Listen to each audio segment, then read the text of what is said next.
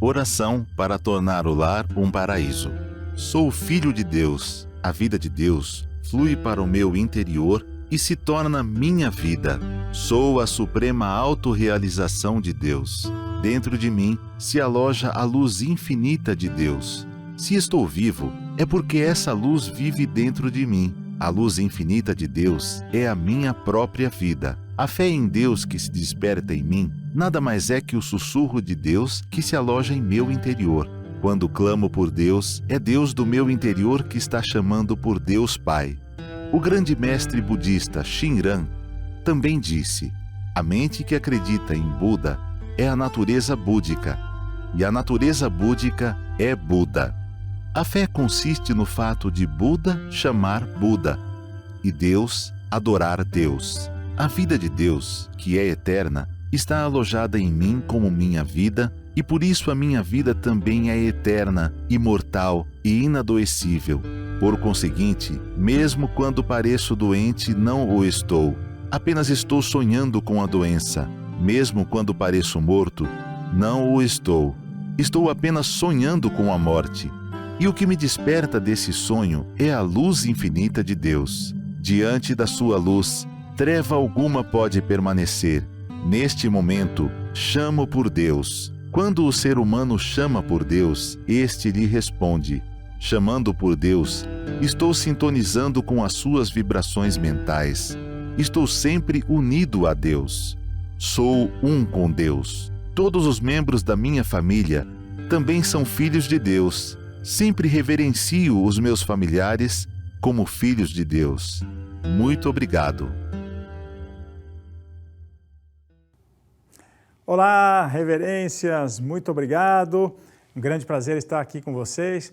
São os nossos educadores, as nossas educadoras, os professores, professoras e também, claro, papai, mamãe, vovô, vovó, todos aqueles que educam os seus filhos. Mas, claro, estou falando aqui em nome da Associação dos Educadores da Seiichi Onoye do Brasil, esta grandiosa associação que faz um trabalho ligado diretamente aos educadores, aqueles que são profissionais da área de educação. Aliás, já vou até adiantar aqui, se você quiser conversar conosco, com a área de educação da Seiichi Onoye do Brasil, você pode entrar em contato até por e-mail, educadores@sni.org.br, educadores@sni.org.br. Vou tratar um tema aqui, que é justamente a educação da vida na construção da paz ativa. Muito bem, temos dois conceitos aí aparecendo, não é? Primeiro, educação da vida. Para você que está chegando agora na Seiichi Onoye, conhecendo a Seiichi Onoye através deste vídeo, então educação da vida é um termo que nós utilizamos, às vezes utilizamos pedagogia da Seiichi Onoye, mas na verdade educação da vida significa os princípios filosóficos, princípios doutrinários que se desdobram, né, em ações pedagógicas da Seiichi Onoye. Então, educação da vida é um termo cunhado pelo professor Masaharu Taniguchi, que é o fundador da Seiichi Onoye. Educação da vida. A vida aí nós estamos nos referindo também à grande vida do universo, que nós podemos chamar de Deus, ou como na oração inicial também, vocês ouviram, né, a palavra Buda, ou podemos também chamar de Alá, podemos chamar de grande vida do universo e de outros nomes que representem, na verdade, essa grande sabedoria, este grande amor que permeia todo o universo. Então, a educação da vida é justamente a educação que procura extrair esta capacidade infinita que está dentro do ser humano, ou, na verdade, expressar a própria vida de Deus nessa vida que nós temos aqui, que é a vida que nós chamamos de vida material. A Seiichi Onoye usa também a vida no plano fenomênico, não é? Que nós também tratamos esse mundo aqui como um mundo chamado de mundo fenomênico. Muito bem, então falamos da educação da vida, que é justamente são os princípios filosóficos e doutrinários que nós estudamos para poder extrair do ser humano aquilo que ele tem de mais precioso, que é a vida de Deus que está dentro dele, e, obviamente, a educação da vida na construção da paz ativa. Muito bem, nós estamos utilizando um termo paz ativa em contraposição à paz não ativa, ou seja, a não ação. A paz ativa justamente é o momento em que você se torna pacífico, mesmo diante das grandes adversidades que muitas vezes a vida te apresenta, ok? Então, não é ficar numa atitude passiva, mas sim ativa em que sentido, né? Mesmo que alguma pessoa faça algo contra mim, eu vou então perdoar esta pessoa. Aquilo que está já escrito, muito bem dito, na verdade, por Cristo em várias passagens na Bíblia, quando nos incita a perdoar 70 vezes 7, a caminhar com o nosso inimigo, aquele dar a túnica, oferecer a outra face, tudo isso explicado e falado muito bem, não só falado, né, mas praticado por Jesus Cristo. Está ali o seu relato, toda a história da Bíblia nos conta isso, o relato de Jesus Cristo, seus apóstolos, então nos ensinando justamente sobre a própria paz ativa. Aliás, o próprio professor Masaharu Taniguchi, ele diz, não é, que Jesus Cristo foi aquele que realmente representou a paz ativa no mundo. Eu digo isso, obviamente, que representou a paz ativa no mundo, porque ele foi uma pessoa que praticou os próprios ensinamentos. Por sinal, o professor Masaharu Taniguchi fala e cita várias vezes Jesus Cristo neste livro aqui, que é o Reconstruindo a Vida Humana. O livro aparece aí para vocês, Reconstruindo a Vida Humana. Está disponível, inclusive aparece aí o link para você, o local onde você pode adquirir os nossos livros, que é a livraria virtual da Seiichi Onoye. Você pode adquirir esse livro e outros livros da Seiichi Onoye. Eu vou utilizar o Reconstruindo a Vida Humana. Também vou dar uma passadinha num livro do nosso Supremo Presidente da Seiichi Onoye, que é o professor Masanobu Taniguchi, nosso Supremo Presidente, do livro O Primeiro Passo para a Paz. Estou mostrando a capa aqui para vocês, mas obviamente aparece aí para você, inclusive o local onde você adquirir. Então, meu propósito aqui é fazer realmente um estudo com vocês e falar vamos estudar aqui o capítulo 3 desse livro, que é justamente o princípio de reestruturação da vida. Quero fazer uma provocação para você antes. Vamos pensar o seguinte, na verdade, a educação, a gente tem sentido falta, na verdade, quando começa um debate de educação, daquilo que é fundamental para qualquer educador. E aqui eu estou falando não só os educadores profissionais, mas também aqueles que são educadores por, digamos assim, né, porque a vida assim nos deu, né, como pai, como mãe, como avô, como avó, né, eu tenho 2 filhas, então obviamente eu sou responsável pela educação dessas 2 meninas. Bom, meninas aqui para nós, né, porque já passaram de meninas, são já mulheres. Então eu quero provocar você para pensar nesse aspecto. Pensa aqui comigo, né? Qual seria então o ponto fundamental que deveria partir qualquer discussão da área de educação? É justamente qual é o fundamento do ser humano. O que é o ser humano? O que fundamenta um ser humano? O que é este ser que nós chamamos de ser humano? É aí que começa toda a história a respeito da educação. E a gente sente falta disso, porque às vezes a gente discute metodologias, a didática, princípios daqui e dali, mas a gente não para pensar que o ponto de partida é: quem é este ser que está diante de mim? Estou falando do bebê, da criança, do adolescente, do jovem, do adulto e até do idoso também, por que não? O princípio, né, a educação, na verdade, permeia a nossa vida toda. A gente muitas vezes tem aquela ideia de que educação é aquela formal que a gente senta para ouvir na escola. Nem deveríamos estar sentados ouvindo na escola, nós deveríamos estar, na verdade, muito dinamicamente participando das atividades da escola, mas essa é uma outra questão. Então, na verdade, a educação ela é algo que acontece diariamente. E nós estamos falando de paz ativa. Então, eu vou contar para vocês, antes de entrar justamente nessa parte fundamental de o que é o ser humano, nós vamos fazer uma caminhada nesse livro aqui, que é um livro muito... bom, a gente pode dizer profundo, sim. O professor Masaharu Taniguchi faz uma discussão filosófica bastante aprofundada acerca do que é o ser humano, e ele começa justamente falando sobre a reforma do eu e a autoanulação. O que eu queria dizer para vocês sobre prática é uma coisa que eu vivi ontem, inclusive. Eu estava estudando justamente para essa palestra, e aí me dirigi à sede central da Seiichi Onoye do Brasil, que fica aqui no bairro do Jabaquara, em São Paulo. Então estava eu caminhando, trânsito aqui em São Paulo, vocês sabem que é bastante tumultuado, né? E eu fui atravessar uma avenida, como estava tráfego estava muito intenso, alguns carros pararam na faixa de pedestres, né, onde eu ia atravessar. Mas achei muito incrível. Eu estava com a mente serena, obviamente, né, estou estudando aqui o livro, pensando inclusive nas minhas próprias atitudes, o quanto pacíficas são as minhas próprias atitudes, porque nós estamos falando de paz ativa, né? E aí, de repente, quando eu vou atravessar, eu olho para dentro de um carro, tinham 4 rapazes, né? E o motorista olhou para mim e fez um gesto e falou, na verdade, né?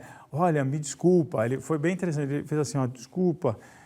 Eu achei, nossa, eu fiquei tão tocado com aquilo que eu sorri, né? E agradeci ele e falei, muito obrigado. Quase que eu volto e diz, ó, parabéns, viu? Que atitude mais bonita a sua, né? De virar para mim e pedir desculpas, né? Porque ele tinha parado na faixa de pedestre. Foi algo tão espontâneo, me tocou tanto que eu cheguei até a ficar emocionado, para vocês terem uma noção, porque eu vi na prática como tem gente maravilhosa nesse mundo, como tem gente boa nesse mundo, e nós temos que estar abertos a enxergá-los e a nos relacionar com eles, agradecer, sorrir. Por isso que a paz ativa também faz parte da paz ativa, essas nossas ações, de sorrir, de olhar para a pessoa, de pedir desculpas, de fazer, né, um gesto, de ceder um local num ônibus, de quando a pessoa estiver irritada, aí que vem a ação, né? Calma, vamos ficar calma, a gente acha uma solução para isso. Então, essa é a ação da paz ativa. Mas, como eu falei em filosofar, né? Vamos lá então. Princípio da estruturação da vida. Comecemos aí. Vamos começar a discutir o ser humano para a gente conseguir chegar na paz ativa, para nós conseguirmos realmente entender o que é educação. Vamos lá então. Pode-se dizer que há 2 faces no princípio da estruturação da vida, a ocidental e a oriental. Na face oriental predomina a autoanulação. Vamos gravando aí, tá? Então, na face oriental predomina a autoanulação, enquanto na ocidental privilegiam a reforma do eu. Vamos memorizar isso, né? Na forma oriental, ou na face que ele usa aqui, né, o professor Masaru Taniguchi, oriental, predomina então a autoanulação. Percebe que ele disse predomina, ou seja, não significa que é a única face que está nesta visão oriental. E na ocidental, né, privilegiam, né, ou predomina também, a estruturação, a reforma do eu. Tá? Na oriental, a autoanulação, na ocidental, a reforma do eu. O que então o professor Masaru Taniguchi quer dizer com isso? Muito interessante. Ele diz o seguinte, no princípio ocidental de estruturação de vida, ele concentra-se esse princípio justamente no desejo de expandir e desenvolver ao máximo tudo que pertence à pessoa, empenhando-se na busca do corpo físico mais saudável, da prosperidade financeira, na busca, né, do ambiente de trabalho mais confortável, de ascensão social. Então, ou seja, é algo da expansão que a gente chama da expansão do eu. Quando eu estou me referindo, praticamente nós estamos falando aqui do ego, não é? Parece que é uma civilização bastante egocêntrica. Então, o professor Masaru Taniguchi tem razão quando ele diz isso. Se a gente parar para pensar, não é, o predomínio do Ocidente é justamente essa tentativa de expansão, de dominação. Vejam o que aconteceu, não é, no movimento de expansão ou das expansões marítimas, até o nome é isso, né, expansão marítima. Ou seja, o que é uma expansão marítima? Na verdade, não é bem uma expansão, foi praticamente um avanço da dominação de uma parte da Europa, nós estamos falando ali na época de Portugal, Espanha, Inglaterra, e depois França, Holanda, que se expandiram, na verdade, que avançaram, né, e dominaram, essa é a realidade, né, os territórios de todo o continente que hoje conhecemos como continente americano, desde lá do norte, né, do Alasca, passando pelo Canadá, Estados Unidos, toda a América Central, toda a América do Sul, foi um movimento realmente de tomada, de expansão, né, de si próprio, fazendo desses territórios uma extensão deles mesmos, como Aliás, nós já sabíamos e sabemos, na verdade, que já existiam nações aqui em todo o continente americano, norte-americano. E afora também da África, não é?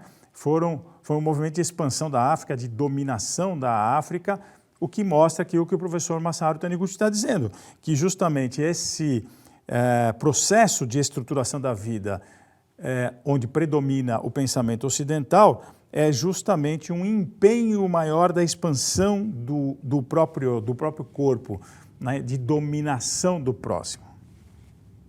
Tudo bem? Vamos agora então acompanhar o que diz então o professor Masaharu Taniguchi do processo oriental. Em contraposição, diz ele aqui na página 37 do livro. Eu não sei se eu tinha citado antes, tem muita gente da Seiichi Noye que gosta de escutar as nossas falas, as nossas conversas, as nossas palestras seguindo o livro. Então vamos lá, capítulo 3, página 37, tá bom? Agora, se você já adiantou, né, se você está adiantado, volta lá o vídeo, começa de novo para você ir acompanhando. Então vai lá, princípio oriental de estruturação da vida busca aprimorar o eu interior, anulando as posses exteriores do ego. Via de regra, procuram seguir a direção do aprimoramento pessoal, através do sofrimento, e aí vai ter lá depois uma ressalva do nosso mestre Masaharu Taniguchi, realizando práticas ascéticas, louvando a vida humilde e acolhendo os sofrimentos. Então esse seria o processo oriental, ou seja, do aprimoramento do eu interior. Se a gente fizer uma análise também, nós tivemos várias nações que estavam justamente concentradas na estruturação do próprio eu a partir da reformulação do eu interior. Posso dizer seguramente que as nações indígenas, os indígenas de todo o continente americano tinham muito essa busca. Se vocês pegarem aí as culturas nossas de centenas de nações indígenas que aqui viviam, algumas, eu digo viviam porque foram extintas, outras ainda vivem, como sabemos, os Yanomamis, os Guaranis, os Krenak, outras, os tupis de modo geral, né, como a gente diz. Bom, todas essas nações indígenas ainda estão por aqui. Então, eles tinham essa visão, embora estivessem hoje no que a gente conhece como Ocidente, né? E chocou-se essas duas culturas quando chegaram aqui. Vários problemas aconteceram diante deste choque de culturas. Mas o professor Masaharu Taniguchi ele vai dizer, olha só, então ele usou o termo ocidental, ele faz uma ressalva aqui, e oriental, mas isso não significa necessariamente que ocorrem territórios distintos. Claro, porque, como eu falei, nós existimos e temos nações aqui que são nações indígenas, que têm toda uma busca do seu, um compromisso com o eu interior. Não tem uma busca de expansão do eu, de conquista de território, de avanço, de status, ou seja, não são civilizações ou nações egocêntricas em si. Agora, no caso da civilização que aqui veio, houve este choque, então, que é a civilização europeia, como eu falei. E aí o professor Masaharu Taniguchi vai citar, mesmo no Ocidente houve pessoas, né, como São Francisco, ok? Que obviamente a gente pode, quem conhece a história de São Francisco, todos nós acredito que conhecemos essa história, sabemos que São Francisco na verdade era uma pessoa que buscava incessantemente a reformulação do seu eu interior, tá? Não estava nada preocupado com posses, com essa questão de acúmulo de bens, ao contrário, né? Se desfez de tudo para viver uma vida extremamente humilde, porque buscava incessantemente a reformulação do eu. Bom, mas será que a proposta é essa mesmo? Quer dizer, a anulação do eu, uma vida de pobreza, de ascetismo, ou seja, de mortificação da própria carne? Não, calma lá, vamos lá. Ele diz assim na página 38, não há dúvida de que o princípio de estruturação da vida baseado na reforma do eu constitui a base da civilização oriental, né, da reforma do eu. E o princípio de reestruturação da vida, né, que é a ocidental, acabou fazendo com que esta civilização conseguisse afirmar-se e ter um domínio mundial, ou seja, a gente consegue entender que essa civilização acabou passando, ou seja, a visão dessa civilização que predomina nessa civilização facilitou essa civilização para ter, de certa forma, um grande domínio planetário, com as consequências que a gente já conhece, né? A gente sabe que o mundo hoje está permeado de guerras, nós não temos um só território tendo guerras, nós temos aí, segundo eu fiz um levantamento, mais de 25 territórios hoje em conflitos armados e conflitos sérios, né? E ele vai dizer que o princípio da estruturação da vida, né, da autoexpansão, ele chama também de autoexpansão essa, né, acabou fazendo com que as pessoas dominassem o seu próximo. Ele diz, né, em última análise, é uma tentativa insaciável de conquistas e de dominação do próximo. É um princípio muito vigoroso, mas não pode ser considerado algo nobre em absoluto. Percebe que eu já citei vários conflitos, guerras, dominações, dominação, invasão da África, dos continentes aqui hoje conhecidos como América, outras tantas guerras e a própria escravidão foi muito baseada nesse princípio ocidental de estruturação da vida, que é um princípio de expansão, de domínio do próximo. Então nós temos que pensar que caminho que a gente deve seguir na educação para que isso seja totalmente evitado. Será que é o caminho oriental? Será que o professor Masaru Taniguchi vai indicar? Não, olha, então temos que adotar o caminho oriental, que é o caminho de autoanulação. Você vai ter uma surpresa aí, aguenta aí. Vamos avançar aqui então para você descobrir, tá bom?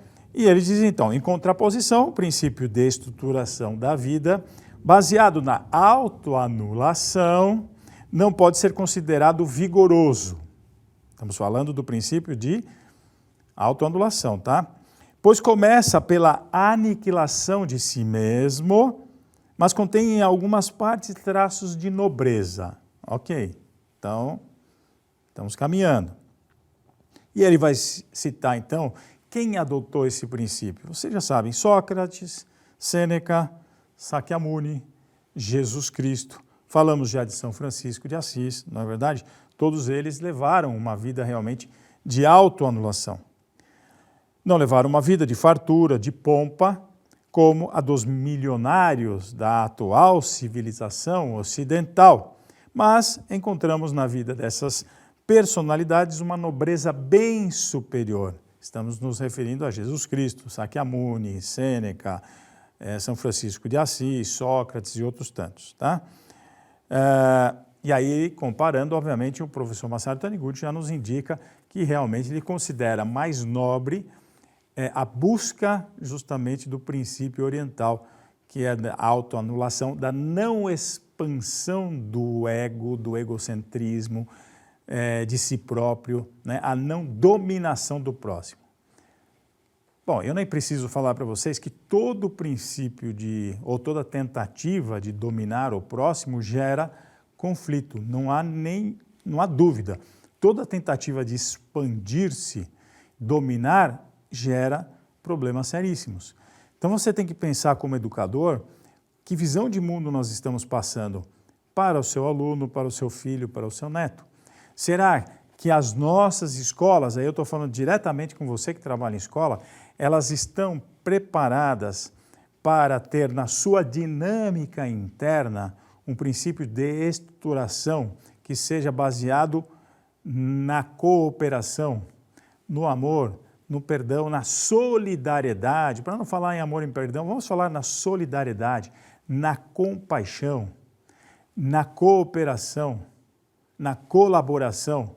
Será que isso é estimulado ou nós estamos estimulando, ao contrário, o isolamento, a tentativa de fazer com que aquele ser humano pense, na verdade, quando está lá na escola, pensando no seu vestibular, na sua carreira, no seu isso, no seu aquilo, e não está realmente preocupado em fazer algo em benefício do próximo? Mas não se trata aqui de discurso, se trata, na verdade, de uma reestruturação da própria escola da própria sala de aula, da própria cabeça dos nossos educadores, para que eles modifiquem este ambiente, façam que esse ambiente seja um ambiente justamente que predomina esse princípio da cooperação, da colaboração e não da competição. Bem, vocês sabem, não é? Competição, obviamente, está muito mais ligado ao princípio ocidental de estruturação. A cooperação, muito mais conectada ao princípio princípio oriental de estruturação. Mas vamos ver, eu falei que era o caminho oriental que o mestre ia escolher, vamos ver. Agora ele diz o seguinte, o que transcende o Oriente e o Ocidente? Opa, temos aqui alguma coisa interessante que é transcender o Ocidente e o Oriente, né? E aí, então, ele vai dizer que tanto Sócrates quanto Sêneca foram cidadãos do Ocidente e viveram o princípio do Oriente, tá? Na civilização ocidental existem elementos típicos do Oriente e também do Ocidente. Claro, né? Nessa civilização se imiscuem o espírito de helenismo. O que é o helenismo, né? Da antiga Grécia, quer dizer, aquela paixão pela beleza, admiração, na verdade, né? Pela beleza, o espírito helênico, né? Que rejeita, que enaltece a beleza, o helenismo enaltece a beleza, a perfeição do corpo, né? E do hebraísmo, que é, entre aspas, entre parênteses, ele coloca do cristianismo, que rejeita o corpo carnal, né? Não podendo considerar somente um lado que busca a autoexpansão de desenvolvimento, tá? E aí o professor continua o seguinte, o caminho central da imagem verdadeira. Bom, aqui que está então o caminho que a Seichunen indica. O caminho central da imagem verdadeira está na página 39.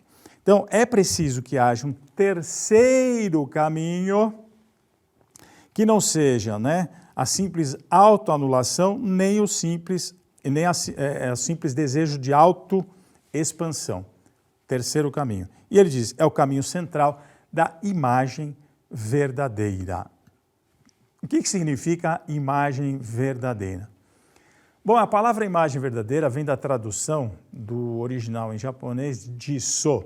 Jiso significa, além de imagem verdadeira, aspecto real, aspecto verdadeiro. Ou seja, nós da Seichunen acreditamos que só existe o bem, só existe Deus e a imagem verdadeira. Vocês vão dizer, uau, peraí, como assim só existe o bem? Só existe Deus e a perfeição, Deus e a imagem verdadeira. É que nós acreditamos que este universo tem uma única força, que é Deus.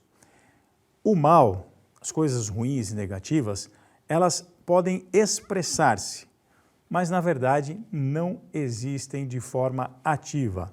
Elas só estão manifestadas. E nós sabemos disso como seres humanos, porque veja só, se a gente vê um conflito acontecendo, a gente deseja que esse conflito acabe, ou seja, nós desejamos que as coisas voltem ao seu estado natural. Se nós estamos com um problema no corpo físico, uma doença, não é? A gente sabe que esse é o estado não natural. Nós desejamos que voltem ao estado natural, que é o estado da saúde, ou seja, do bem. Então, se vocês olharem, se você olhar todo o universo está estruturado no equilíbrio que busca a própria harmonia. Quando há uma desarmonia, busca-se então o reequilíbrio através, ou seja, se for no corpo carnal, de um tratamento, se for numa família, de um perdão. Então, nós estamos sempre buscando a harmonia, porque ela é que existe de fato. Se o caos, se a bagunça, se a desarmonia existisse verdadeiramente, ela não nos afetaria. Então, nós buscamos aquilo que é perfeito, aquilo que é harmonioso, aquilo que é o bem. E nós dizemos na Seichunen que só existe uma força, só existe um único Deus, que é perfeição. As coisas negativas, então, são apenas projeções. Então, vamos voltar lá, feito essa explicação do que seria a imagem verdadeira. Então, a imagem verdadeira significa isto, a perfeição do mundo de Deus, que pode manifestar-se projetar-se neste mundo aqui, que é o mundo material. Então ele diz assim, é o caminho central da imagem verdadeira, é o caminho da sabedoria de Deus que promove o autodesenvolvimento através da autoanulação. Uau! Olha, educadores, acho que nós vamos ter que estudar bastante este livro, porque, de fato, se nós olharmos isto aqui, nós temos que pensar, ok, como é que eu reestruturo a minha escola, a minha sala de aula, para que eu consiga seguir o caminho central da imagem verdadeira. Tá aí, ó, é um desafio para você mesmo. Como é que eu organizo a minha escola? Como é que eu organizo o meu lar para que a gente siga, né, dentro desse processo educacional o caminho central da imagem verdadeira? Eu vou repetir aqui então, olha, o caminho central é o caminho, né, pelo qual, né, se promove o autodesenvolvimento através da autoanulação. Quer dizer que o mestre Masaru Taniguchi, ele consegue unir as duas visões, ou na verdade usar essas duas visões para criar uma terceira via, que é justamente esta via que ele chama, que é o caminho central da imagem verdadeira. Olha, isto vai longe, não vai? É muito bonita este estudo, esta visão apresentada aqui neste livro de autoria do nosso professor Masaru Taniguchi. Quando se anula a si, ele escreve, deve-se anular também esse desejo de autodestruição. Esse desejo de autodestruição, o próprio mestre fala várias vezes, né, que leva o ser humano a pecar, leva o ser humano a doenças, a enfermidades, né, o desejo de autodestruir-se, de anular-se. Esse é um desejo incorreto. Quer dizer, eu tenho que desejar, sim, crescer, me desenvolver, conquistar coisas, mas sempre com um princípio de mãos dadas, né, com o princípio do que ele chama de autoanulação. Então, quando se anula a si, deve-se também anular o desejo de autodestruição. Então, tudo bem, eu posso me anular? Posso, mas eu tenho que anular também o desejo de autodestruição, de autoaniquilação. Porque a gente olha esse mundo e diz, nossa, esse mundo está muito ruim, olha só, é guerra aqui, é problema lá, é destruição não sei das quantas, é violência para cá, é violência para lá. Então a gente começa a entrar, né, numa ciranda aí de angústia, né? Perdemos a fé, perdemos a esperança.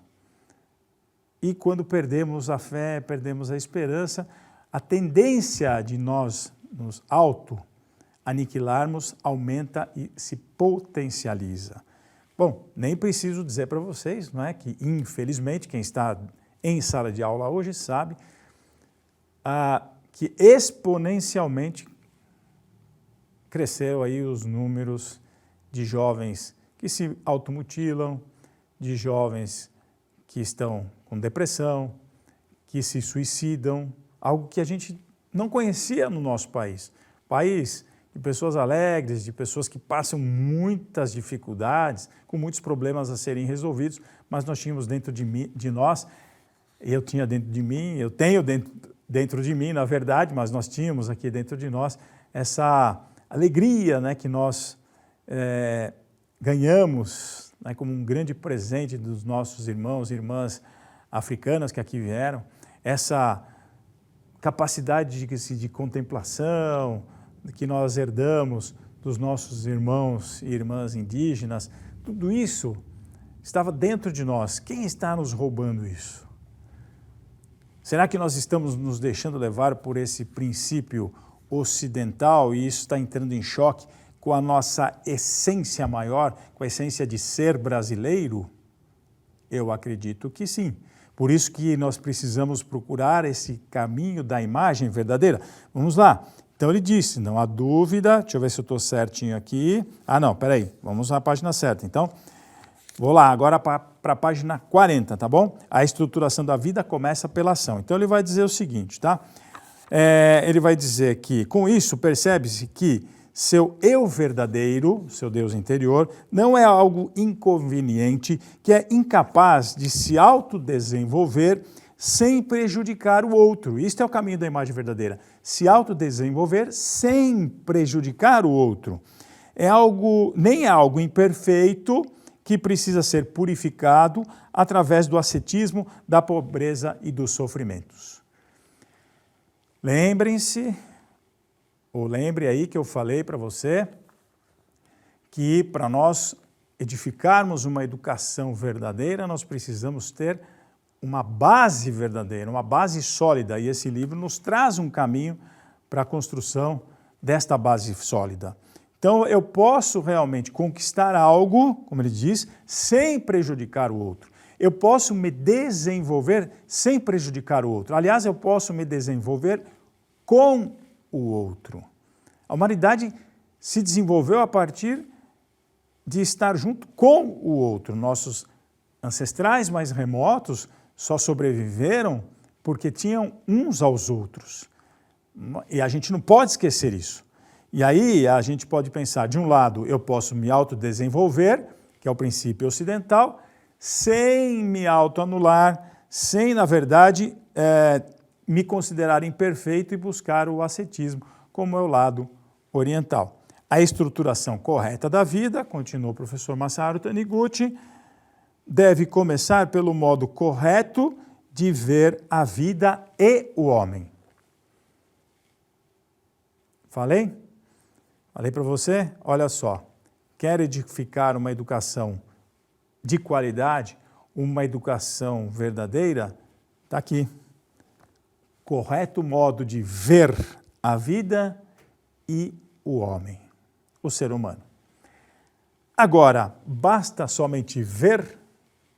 Aí é que está mais uma questão para a gente trazer para discutir aqui. Não é simplesmente ver. E o professor Masaru Taniguchi escreve justamente isso. Entretanto, se apenas se limitar a ver, só será definida a estrutura da vida. Entretanto, se apenas se limitar a ver, só será definida a estrutura da vida, pois a verdadeira estruturação deve ser efetuada pela ação. Veja que interessante. Ver é muito importante, porque te dá a base da estrutura. Mas para realizar a estruturação, é necessário ver e agir, ver e colocar em ação. Então nós temos a estrutura e a estruturação. Daí a gente começa a perceber, por exemplo, dentro de uma escola, não basta só eu parar na estrutura, e muitas vezes nós cometemos esse equívoco nas escolas. Vou trazer uma pessoa para fazer uma palestra X. Ótimo, vai ser muito legal ouvir, ou seja, essa pessoa que vai fazer uma palestra sobre o amor, sobre compaixão, sobre comportamento, sobre amizade, sobre temas importantes para o desenvolvimento do nosso eu. É muito importante, ótimo, vamos trazer, vamos lá. Mas só que eu vejo, às vezes, nas escolas, um grande equívoco. Porque as crianças, os adolescentes, os alunos, os professores ouvem essa palestra, mas depois, toca o sinal, opa, vamos lá, agora é outra história. Ou seja, tem a estrutura, ouvimos, concordamos, achamos que isso é muito importante, mas não há a ação, o agir, e isso não vira aquilo que nós estamos chamando de estruturação. Não vira a estruturação. Veja que incoerência. Eu peço solidariedade, comprometimento, compaixão, e aí eu isolo os alunos em suas cadeiras, que a gente não consegue se livrar desse sistema impressionante. Sentamos nas cadeiras e fazemos então com que as crianças fiquem quietas, olhando para nós, e se alguém quer colaborar, se alguém quer fazer alguma coisa, de vez em quando aparece lá um trabalhinho em grupo para ser feito. Mas eu tenho a estrutura, porque me falaram de solidariedade, de compaixão, e depois não tenho a estruturação. Já vi escolas, me perdoem, vou ser sincero aqui, que inclusive adotam programas de estruturação, de paz, de estruturação não, né? De paz, programas de paz, compram apostilas, aí separam um momento de 40 minutos para fazer dinâmicas, etc. e tal.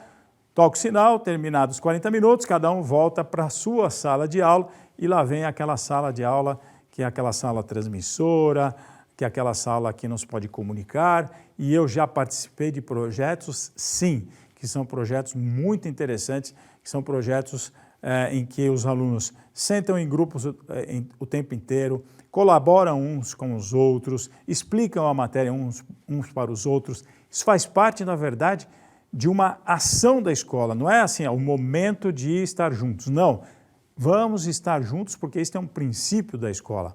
Ah, agora vai ter o momento da compaixão. Não, compaixão tem que estar permeando a escola como um todo, a educação como um todo, como uma ação normal, natural. Não é o momento da compaixão, não é o momento da solidariedade, não é o momento de cooperação. Não existe isso. O momento não pode existir, o que tem que existir é a cooperação intrínseca, está lá dentro da escola. O amor tem que estar permeando todas as ações da escola.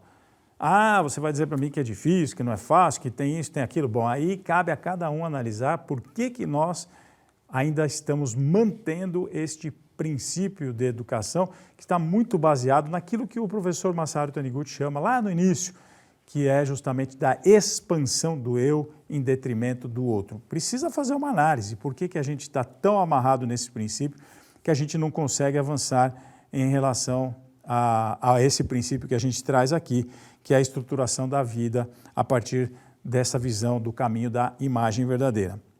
Então ele continua justamente. A questão é como agir. Tá? Não se consegue estruturar a vida apenas vendo que o mundo é bom, tal como está. Uma observação não acompanhada de ação assemelha-se a uma casa que existe apenas na planta. A vida deve ser autoconstruída. Não é? Olha aí, não é? A observação, né, acompanhada de não ação é a mesma coisa de uma casa existir somente na planta e você dizer, onde é que você mora? Eu moro aqui, ó, tá aqui, ó, eu moro nesse lugar aqui. Mas que lugar? Nesse lugar, e você mostra a planta. Ué, não teve a ação de construir a casa. E ele diz, a vida deve ser autoconstruída. Não é? Autoconstrução da vida, continua o professor Masaru Taniguchi, se inicia pela autoexpansão ou pela autoanulação. Aqui está a questão. Uau! Ou pela autoexpansão ou pela autoanulação. Agir de modo a promover a autoexpansão, anulando o outro, ou agir de modo a anular o eu e fazer expandir o outro. Este é o princípio. Tá? Porém, nós que transcendemos, ele está fazendo a crítica, tá? Deixa eu explicar novamente. Ele está dizendo o seguinte, a autoconstrução da vida, na verdade, tem se iniciado, né, ou pela autoexpansão ou pela autoanulação. Então, pensa, a tendência ocidental, se autoexpandir, conquistar e etc. A oriental, se autoanular. Então, ele diz, tá? Porém, nós que transcendemos o princípio ocidental e oriental de estruturação da vida, trilhamos o caminho central da imagem verdadeira com a visão de que no mundo só existe o bem. Já expliquei, no mundo só existe o bem. Estamos livres da contradição de ter de anular o outro para podermos crescer. Porque quando eu acho que existe o mal, eu estimulo a competição. Então, vamos ser muito claros.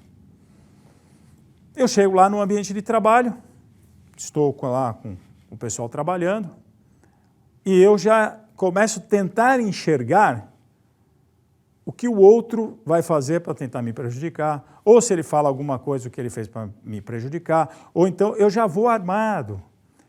Veja o que faz, então, a ideia do princípio ocidental da expansão, né? Da autoexpansão, do domínio. Eles nos colocam sempre com medo de repente, sofrer alguma retaliação, etc. Em compensação, o de autoanulação é aquela pessoa que está retraída, se autoanulando, não, muito obrigado, não, melhor não, Não, assim tá bom. Olha, este é o de autoanulação, aquela pessoa que sempre acha que está incomodando, que sempre acha que não é merecedor, que está bom desse jeito, não, eu não me interesso por isso ou por aquilo. Está errado.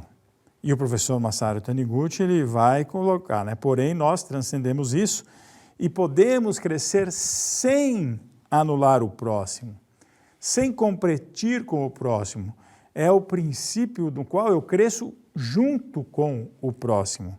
Então, agir, ou seja, trabalhar, significa dar alívio ao outro através do nosso próprio trabalho, do nosso próprio labor, do nosso desenvolvimento.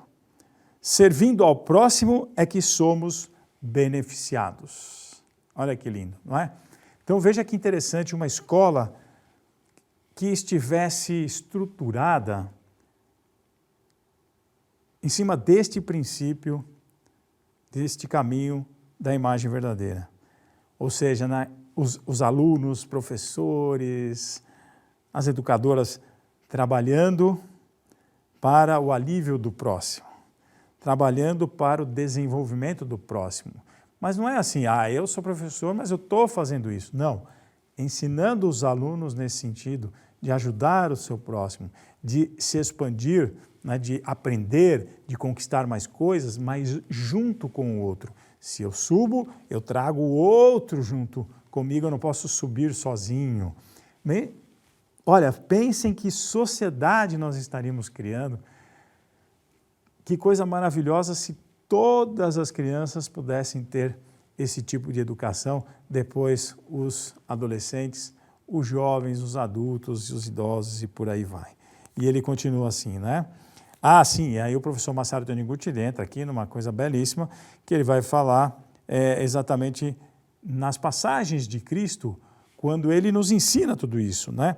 A energia que usamos em prol do outro retorna a nós abundantemente. Exatamente aquilo que damos ao outro retorna a nós. Olha isto. Veja como ele casou os dois princípios nesta fala magnífica do mestre Masaru Taniguchi. Quando eu dou aos outros, retorna a mim mesmo. E ele vai dar exemplos bíblicos, por isso consta no Evangelho segundo Lucas, capítulo 6, versículo 36 ao 38, está em Lucas 6, 36, 38. Sede misericordiosos, como também vosso Pai é misericordioso. Não julgueis e não sereis julgados. Perdoai e sereis perdoados. Dai e dar-se-vos-á. Uma medida boa, cheia, recalcada e acogulada, vos será lançada no seio. Por quê? Com a mesma medida que medirdes, será medido por vós. Então, ele está explicando justamente essa questão do dar e receber, citado aqui em Lucas, né? Quando eu sou misericordioso com o próximo, assim como o Pai é misericordioso comigo, né? Deus é misericordioso comigo. Eu não julgo para não ser julgado, eu perdoo e serei perdoado, eu dou e recebo, não é? E aí ele continua, né? Não obstante, muitas pessoas maldizem dos outros, como se perdessem o próprio valor se os elogiassem. Fazem isso porque ignoram a lei causa e efeito, ou seja, a lei da reação, da dinâmica.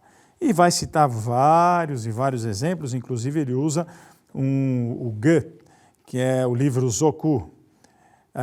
Ele usa partes do livro do filósofo alemão Goethe e usa também aqui o livro Zoku Goethe Goroku, que é o Analecto de Goethe, tradução para o japonês, ele cita aqui o tradutor, Hikoshige Okutsu, e está repleto de preciosas palavras escritas para profunda meditação, tal qual os ensinamentos ou as palavras de sabedoria da Seichunin. Ele vai falando aqui sobre justamente esses pontos, não é, do filósofo Goethe que tem relação com o ensinamento da Seitianoye. Mas eu vou avançar um pouquinho aqui, que é justamente na página 42, que tem a ver justamente com a questão da paz ativa, para a gente já ir caminhando aqui para os finalmente. Não efetuar nenhuma ação, por isso que nós estamos falando de paz ativa, porque a não ação corresponde a uma atitude, inclusive, negativa. Ele diz aqui, a não ação é atitude negativa. Não efetuar nenhuma ação também é uma ação passiva. Se alguém diz, nada fiz, mas veio a infelicidade, foi justamente porque nada fez que veio a infelicidade. Continua o professor Masaru Taniguchi, não se pode estruturar a vida apenas com pensamentos, sem entrar na ação. Por isso Jesus Cristo disse, presta atenção, Jesus Cristo disse aqui, está em Lucas, capítulo 6, os versículos 46 a 48. Por que me chamais vós, Senhor, Senhor, e não fazeis o que eu vos digo? Olha só. É a ação. Jesus Cristo está aqui cobrando a ação que não está sendo feita. É a ação da paz. É a questão de perdoar, de caminhar juntos, de criar solidariedade, espaço para solidariedade, de criar ambientes para solidariedade, de criar ambientes onde exista a cooperação, a colaboração, a compaixão. Não é a aula da compaixão, a aula da cooperação, a aula do amor, não. É a escola da compaixão, a escola da colaboração, a escola que está indo no sentido contrário à competição em si. Mas o mundo é competitivo. Tá, mas aqui o professor Masaru Taniguchi está dizendo o quê? Ele está justamente dizendo que eu posso me autoexpandir, conquistar, mas desde que eu conquiste junto com o outro. Então, eu me expando, sim, mas eu me expando junto com o outro. Eu faço junto com ele, porque enquanto eu dou algo, eu vou receber esse algo. Então, enquanto ele se expande, eu também vou me expandir. Enquanto eu cresço, ele também cresce, está aqui. Então, ele vai dizer, por que me chamais vós, Senhor, Senhor, e não fazeis o que eu vos digo? Todo o que vem a mim, ouve as minhas palavras e as põe em prática. Vou mostrar-vos a quem ele é semelhante. É semelhante a um homem que, edificando uma casa, cavou profundamente e pôs os alicerces sobre a rocha. Vindo uma inundação, investiu a torrente contra aquela casa, mas não pôde movê-la, porque está bem edificada. Lucas, capítulo 6, versículos 46 a 48. Belíssimo. Belíssimo. Aqui, resumidamente, o que Cristo está dizendo? Olha, vamos lá, se você ouve a minha palavra e põe em prática tudo que vem a mim, ouve as minhas palavras e a põe em prática, eu vou te mostrar aqui, diz Cristo, a quem ele é semelhante. É semelhante àquele homem, aquele ser humano que cavou, né, e fez os alicerces da sua casa fincados na rocha. E aí veio uma tempestade, uma inundação, e a rocha e a casa permaneceram em pé. Não moveu a casa essa inundação. Olha, nós precisamos de seres humanos assim, mas por quê? O Cristo não disse o seguinte, ó, vai lá e constrói sua casa, põe ela em alicerces fortes, prenda nas rochas, porque quando vier uma inundação, você vai estar maravilhosamente protegido. Não, não é isso.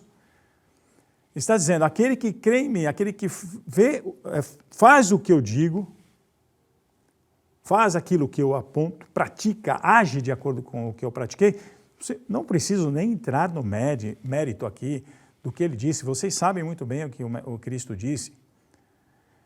Quando a gente segue a palavra, a gente finca os nossos alicerces em lugar seguro e vindo uma tempestade não nos arrasta. E provavelmente, veja só, o que acontece? Provavelmente não. O que é que acontece? Quando eu estruturo minha vida desse jeito, não vai ter só a minha casa fincada lá na rocha, com a base na rocha. Vai ter sim a casa do meu vizinho, do meu outro vizinho, do vizinho do outro quarteirão, do vizinho que está atrás de mim, na minha frente, do meu lado. todos os vizinhos. Por quê? Porque esse princípio de estruturação, ele leva em consideração que a minha vida deve crescer junto com o próximo. Bom, se esse mundo que eu estou apontando aqui para vocês, construído sob esta base, chamada base da imagem verdadeira, não trouxer paz ao mundo, então eu não sei o que vai trazer. Agora, eu sei o que pode trazer a não paz, a violência. É justamente quando os dois princípios, inclusive, quando se exacerbam, ou o princípio ocidental de autoexpansão, aquela que quer conquistar o outro, ou talvez aquele total de autoanulação que simplesmente se anula e também se recolhe em si mesmo. Embora tenha uma nobreza por detrás disso tudo, o professor Masaru Taniguchi não concorda com esse tipo de visão. Nós também da Seichonoye não concordamos. Não é só porque o professor Masaharu Taniguchi nos diz isso, é porque tem muito fundamento o que está escrito aqui. Então eu quero convidar você para que você pense como educador, como educadora, como é que a gente pode estruturar na nossa escola a partir deste princípio, que é o princípio central da imagem verdadeira. Aqui eu não estou dizendo para você nem levar a religião para dentro da sua sala de aula, porque tem muita gente que vem aí dizendo, não, mas acontece que aqui eu não posso entrar a religião. Quem é que está falando de entrar a religião aqui? Olha, estou dizendo aqui, solidariedade, comprometimento, compaixão, amizade, o que mais?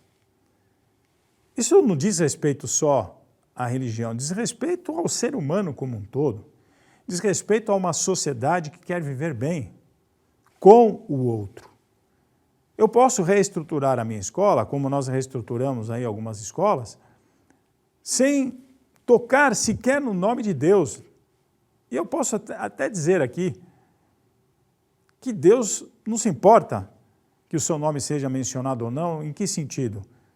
No sentido de que se existir amor, compaixão, solidariedade, alegria, sabedoria, se existirem todas essas coisas, se existirem todos esses fundamentos, Deus já está presente, eu não preciso nem tocar no nome dele.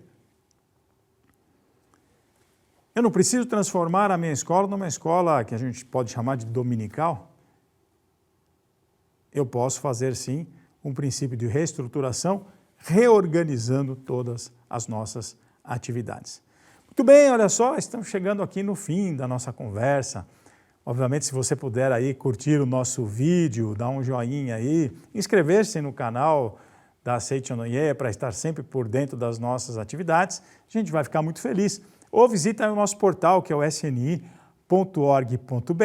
Obviamente também, se você desejar, você pode entrar em contato conosco, com os educadores, educadores@sni.org.br. Lembrando que o livro que eu utilizei, que é justamente o Reconstruindo a Vida Humana, estou com ele aqui nas minhas mãos, ele está disponível para você aí na livraria virtual. Estude ele, compensa. Estude, leia, interprete e mais ainda, ponha em ação. Mas para terminar, obviamente, não posso deixar aqui de fazer uma oração.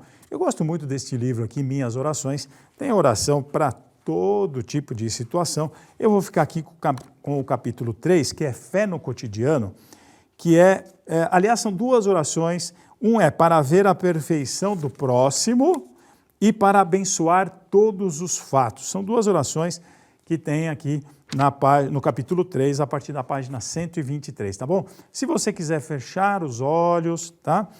E acompanhar esta oração de olhos fechados, fique à vontade. Você é filho de Deus, é legítimo filho de Deus, que é a fonte do bem. Da fonte do bem só surge o bem. Você, sendo filho de Deus, só pode ser bondoso e amável. Pense em alguém. Pense em alguém no seu trabalho, pense no seu aluno, por exemplo, que às vezes você está tendo dificuldade com eles e mentalize isso. Você é filho de Deus, ou filha, não é? De Deus. É legítimo filho de Deus, que é a fonte do bem. Da fonte do bem só surge o bem.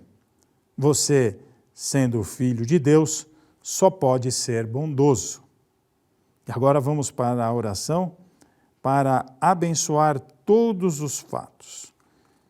Então, por mais difícil que seja a situação que a gente esteja enfrentando, mentalize o seguinte: por mais difícil que seja a lição, assimilo-a totalmente para elevar minha alma. Sou uma parte do universo. Aos olhos de Deus, que é a vida universal, sou perfeito. Agradeço a Deus que me deu a oportunidade de aprimorar a alma e entender a finalidade da vida. Abençoo tudo que se aproxima de mim. Vivo perfeita e plenamente o meu dia a dia. Sou o caminho, sou a luz, sou perfeito na essência. Dentro de mim está presente Deus, que é a vida universal.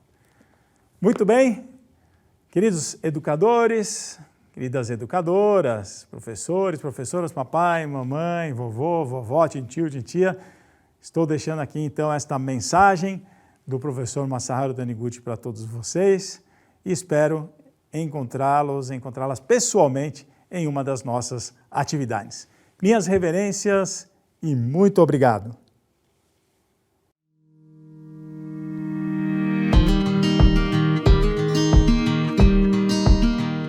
Olá! Nós sabemos que todo educador, seja ele profissional da educação ou não, pode ser o pai, a mãe, um cuidador, traz no seu íntimo o desejo de contribuir para o desenvolvimento do seu educando, do seu filho, do seu aluno, da pessoa com quem você convive. Por isso, a gente fica constantemente à procura de soluções. Mas, mais do que soluções, o importante é encontrar e apreender o correto modo de educar. Sendo assim, meu amigo, eu te convido a conhecer o ciclo de estudos da educação da vida, carinhosamente chamado de CEV. O CEV surgiu não só para atender às necessidades dos educadores, dos profissionais da educação, mas discutir essas questões que afligem a sociedade atualmente. Ao apresentar, estudar e aplicar a correta educação, a educação da vida, o CEV propõe uma verdadeira quebra de paradigma.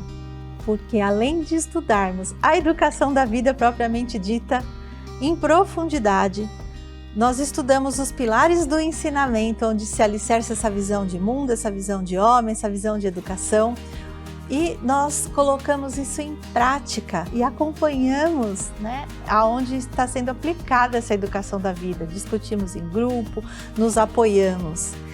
E primeiro olhando para nós mesmos, revisitando a nossa história, revisitando o nosso passado e depois aplicando a educação da vida no nosso cotidiano, que pode ser no âmbito pessoal, na nossa casa, no nosso trabalho, no ambiente escolar, na comunidade. Então, é justamente por isso que quem faz o CEV, assim como eu, a gente afirma que o CEV é transformador. E eu te convido a conhecer. Para quem é o CEV, gente? Não é só para o professor, não é só para o profissional de educação, mas também para todo educador, todo pai, todo avô, toda pessoa que acredita que através da educação é que nós podemos transformar a sociedade em que a gente vive, em que nós podemos, através do fazer educativo, contribuir efetivamente na edificação de uma nova civilização. Então seja muito bem-vindo ao CEV. Hoje o CEV acontece em mais de 50 localidades, nas modalidades presencial, virtual e híbrida. Então, para saber aonde tem o CEV, como você faz para participar ou para ter mais informações, entre em contato conosco no WhatsApp 5014-2253 ou no nosso e-mail cev@sni.org.br, que a gente vai ter o prazer de te responder e entraremos em contato. Venha participar conosco. Muito obrigada!